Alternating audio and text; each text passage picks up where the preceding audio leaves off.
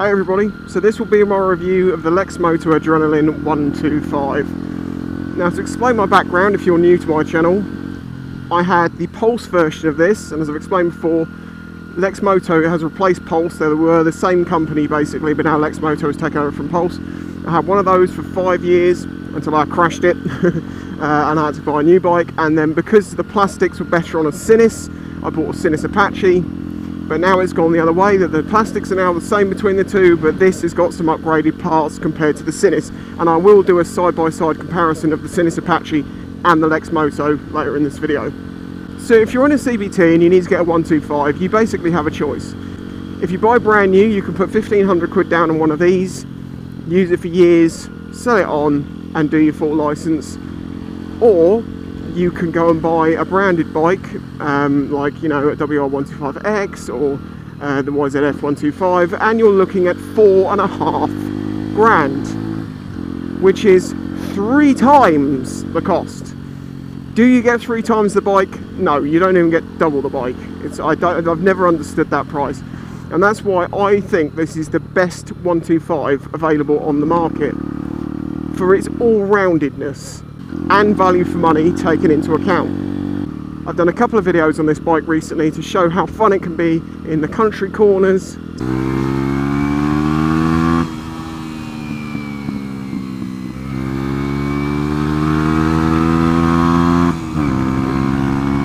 Sat doing 60.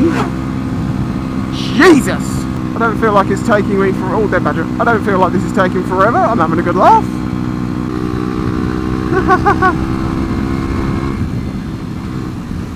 Honestly, I'm doing this at legal speeds. It's so fun!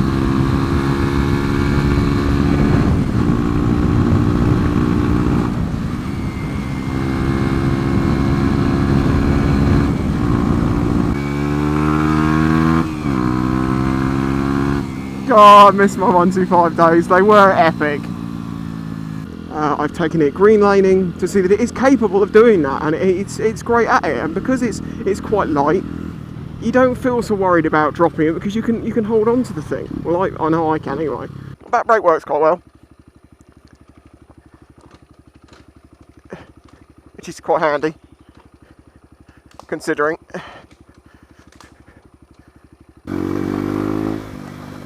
Oh, butterflies.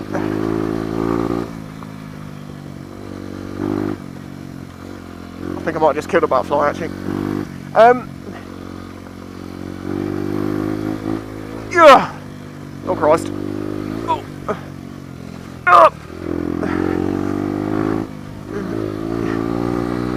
Oh. Right, power up. Oh God, I'm always so surprised and impressed at how this little bike can get through this stuff. No problems. A lot of people ask me, like, what mods should I do to one of these when I get it? Stick an extra tooth on the front sprocket that elongates first and second and gives you slightly lower revs at top speed, or 70 mile an hour sort of range. Watch out, butterflies. Handguards, especially if you can do stuff like this, because what can happen is you go along in a bramble or a bush will catch your front brake, and yeah, trust me, that'll have you straight off. This has definitely got like intermediate suspension. It's not off-road suspension and it's not road suspension as such. It's kind of somewhere in between. It can take some of the bumps.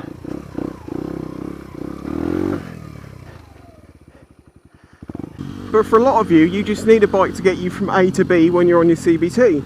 And it's a brilliant bike for that. It will get you from A to B, but you can also have fun with it, and that's the point of why I had one, and I had it for years. It did everything I needed it to do. Now, it is a bike made in China, and you're going to hear all sorts of things said by people about Chinese bikes. They aren't true anymore. There was some truth in it years ago, but it's just not true anymore. They're brilliantly made little bikes. People say, you know, I'd rather buy a Japanese bike. Well, you know, a lot of those bikes are made in the same factory as this bike, and the build quality just isn't as good as it used to be. So the Chinese bikes have come way up and the Japanese ones have come down. and they're now kind of meeting in the middle. The only difference is these are cheap. Now obviously the style that the bike is a supermoto type. That's my taste, that's what I ride. I now have moved on to a DRZ400. But that's just because I'm really into supermotos, and as an all-rounding bike they're brilliant because they're upright, they're comfortable, they can do anything, they can go anywhere, they can take a bit of abuse. For me it's the best all-rounder. You might be into your sports bikes or something like that, cruisers even, and you know, Lexmoto do have other models which are similar, which use the same sort of engine. I can't say exactly what they are like because I've not had any of them yet. But personally, if I was out on the market to buy a 125 again, it would be this one. Okay, so let's look at the Lexmoto next to the Sinnis. This is my old bike. Now, there's a couple of things to note. This is a couple of years old, and it has a lot of modifications done to it, which I will point out, and I actually explain what I think you should or could do to your Lexmoto if you buy one. As you can see, but very much the same bike. Engine's the same, frame's the same. Swing arm on this is a powder coat, on that it's aluminium. But pretty much, the cut of the plastics is different. Well, the fender's the same, the tails are the same, but the side panels and the tank cowls and the headlight, they're all different. Oh, the fork guard's the same. Both have got discs on the back, both have got discs on the front, same brakes, same wheels, or apart from, on the Lexmoto you have this sort of flanged wheel, which some people find annoying because it can hold water in it, but it's no big deal really, whereas on the Sinnis there is none. But that flange should actually add quite a lot of strength to the wheel. Now I'll explain the differences between the Lexmoto and the Sinnis as stock. When I had my Pulse, I ended up getting the Sinnis over the old Pulse because it came with the bendy plastics, and that was it for me. Had those because the old plastics on the Pulse were not very good, had those, brilliant. Well, now we've got this, so we're level pegging again. But where the Lexmoto gets ahead of the Sinnis these days is, as stock, from their website, it looks the same, I don't think it's changed. They come with a standard header pipe and a standard end can. The standards rust in like 6 months. It's terrible. The header, the end can may not be so bad, but the header pipe is awful. It really is terrible. So if you're going to buy one that's got the standard exhaust system on it, you're going to want to buy a stainless system for it. It just, you know, it's not good. Although I will say that this, which was supplied to me from Sinnis, which was supposed to be a stainless system, is rusting. And this is only about a year and a bit old-ish. Wasn't massively impressed by that. So the stainless steel isn't obviously of brilliant quality there. This is the dep end can, which is made for the Sinnis and does sound great. It is quite expensive. The Lexmoto, however, comes with a full stainless system as stock. The end can on this is not stock. This is a Lextek exhaust can. The standard end can is a stainless steel version of the normal exhaust system that comes with all these bikes, but it is stainless, as I say. The other big difference is, you can see here, we have adjustable suspension. Not on the Sinnis and is not on the new ones. So exhaust system, big thing for me. Definitely that's why I would go for the Lexmoto. Adjustable suspension, I haven't played with it much, and I will point out that it's a little bit tricky to adjust it when it's directly in line with your bars. But if you had a small 45-degree screwdriver, or if you just pop your bars off for a second, you can adjust it that way. But if you do ever adjust it, make sure that it is exactly the same on both sides. You do not want to get that wrong. So as you can see, very much the same bike, apart from you get a stainless steel exhaust as stock, you get adjustable suspension. I think this has got LED indicators. I don't think the Sinnis comes with that, but they might have updated that since. I can't be sure. You'll have to check when you're looking. The problem is that things change and websites aren't kept up to date, so it's a bit difficult to know exactly where things are, but definitely suspension and exhaust pipe. This is winning. And it's £100 cheaper than the Sinnis. And obviously if you want to get a stainless steel exhaust system, and you buy one of those, you're paying £100 more, then you're buying a stainless steel exhaust system, whereas in this, it's £100 cheaper and you get one with it. Plus you have, as I say, adjustable suspension. There's a few other bits and pieces which have got slightly better parts. It's a bit difficult to pick them out. They're the main things you're going to notice. Now, talking about modifications that I did to this that I think would be brilliant on this, I put some risers on it. I've also put some Renthal fat bars and some handguards. I've also cut the levers down. Don't do that. The ball on the end has got to be there for MOT requirements. Otherwise, as you can see, they're pretty much the same. But it's just those few key things, which is why I would say go for the Lexmoto over the Sinnis. Sinnis, still a great bike, but for value for money and the few extra bits you get, the Lexmoto is winning. I should mention, as you can see, there's pillion grab handles on here. The exact same ones can be found on the Sinnis stock, but I took those off. Same as the pegs I took off of my Sinnis. If you're on a CVT, you can't take a pillion anyway. These weigh quite a lot, so it's good to get a bit of extra weight away. And these can be handy for pulling the bike around, but I found if you do it for too long, you can start bending these. They're not made to pick the bike up with, so something to be aware of. So they can be handy, but I did away with them. So as you can see, very similar bikes, but there's a few key differences that makes this one better over the Sinnis, and it's cheaper, so you get more better parts, more better, good English, and cheaper. Part of the reason that it's cheaper is because it comes from a company called Lexmoto, who is part of the Lextek group. Another part of the Lextek group is Chinese motorcycle parts online, and they will be your friend, because when you need to replace things, tyres or clutch cable, bits and pieces on the bike, if you have a little off, you need to buy bits, Chinese motorcycle parts online are the best supplier of parts for Chinese bikes in the country, without question. So if you buy a Lexmoto, you're buying it from a company which has its own subsidiary company who is the best supplier of parts for that type of bike in the country.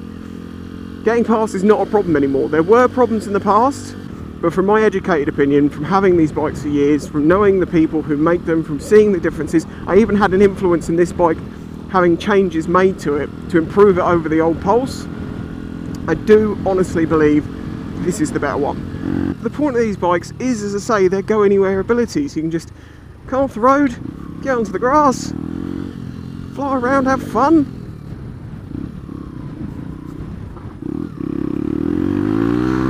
It's brilliant.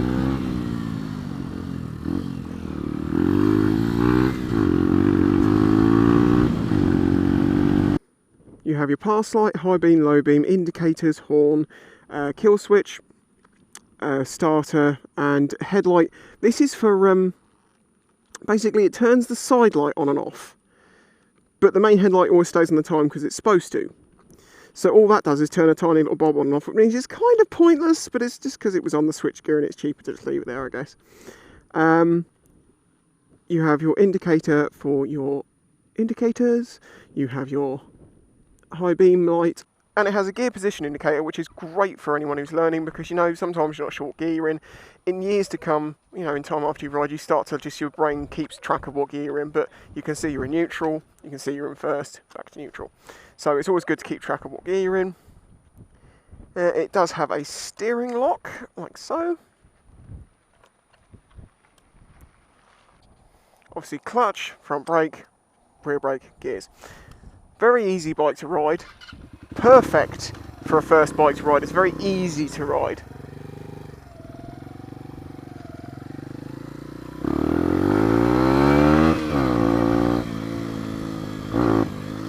They come with a 2-year dealer-based warranty, so wherever you buy it from will honour your warranty. There are service intervals you have to keep to, where you have to get the services done, as it's new, as you get to certain mile marks.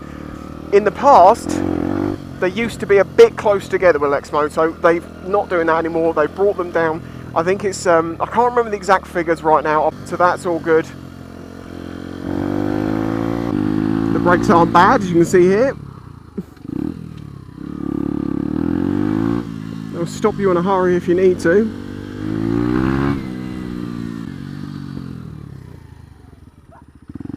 Got a good turning circle on, thank you.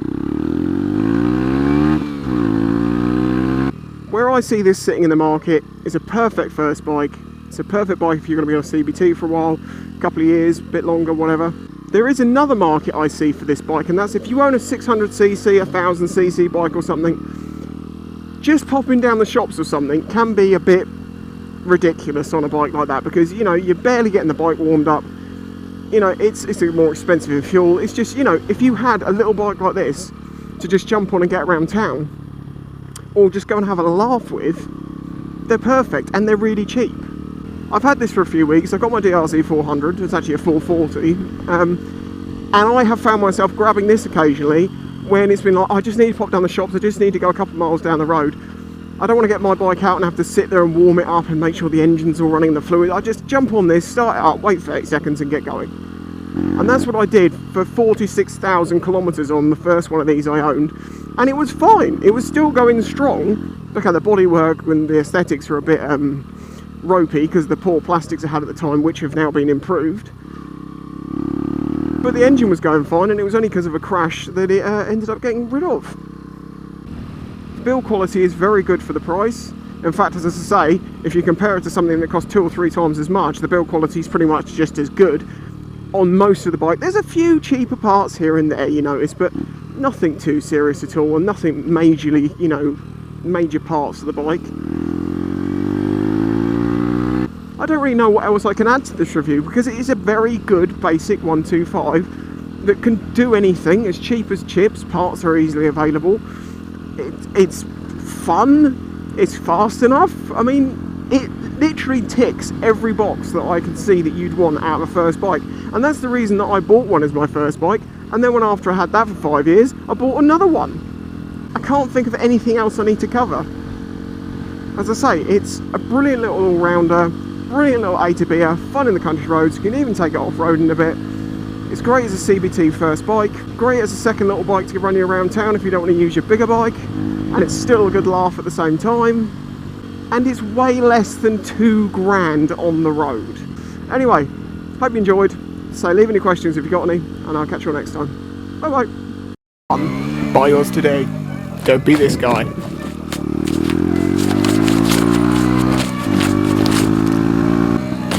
You know, some riders, they forget about 125s. They get on the bigger bikes, and then from that point onwards,